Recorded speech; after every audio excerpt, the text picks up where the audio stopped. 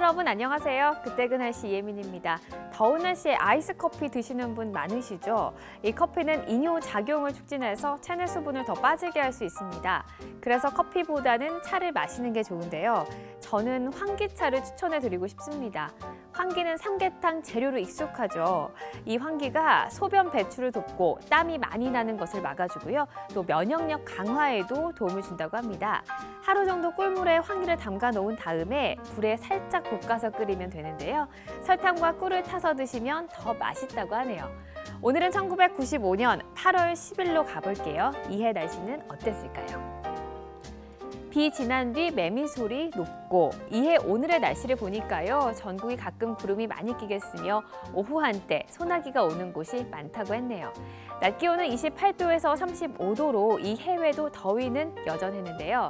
기사 제목을 보니까요. 매미 소리 높고 라는 글자가 눈에 들어옵니다. 요즘 길거리를 걸어 다니다 보면 매미 소리 자주 들으시죠? 여름에만 들리는 매미 소리, 이 매미는 어디에서 나온 것인지 아시나요? 매미는 애벌레일 때 땅에서 자랍니다. 어느 정도 자라면 근처 나무 위로 올라가는데요. 나무 위에 자리를 잡고 성충으로 변하는 우화 과정에 들어간다고 합니다.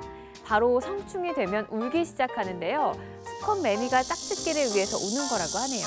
번식을 한 매미는 나뭇가지에 산란을 하고 한 달 남짓 짧은 생을 마감한다고 합니다.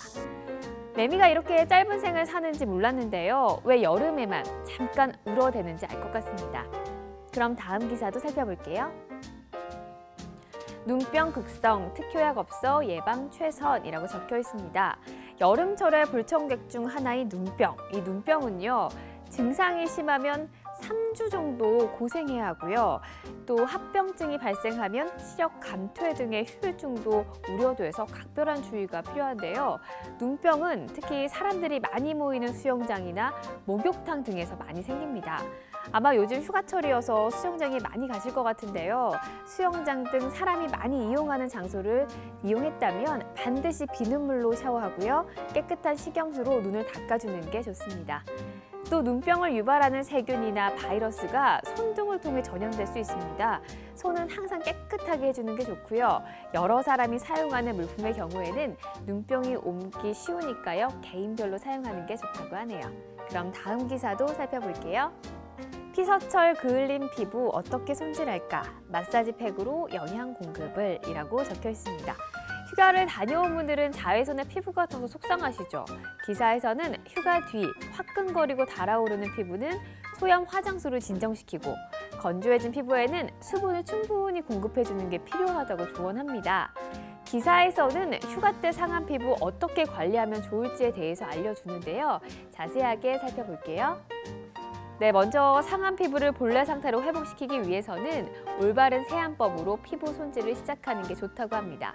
비누보다는 약산성 세안제나 오일, 밀크를 이용해서 세안하는 게 손상된 피부를 회복시켜주는 데 좋다고 하고요. 피부가 탄력이 떨어지고 생기가 없어 보인다면 마사지를 해주는 것도 좋다고 하네요.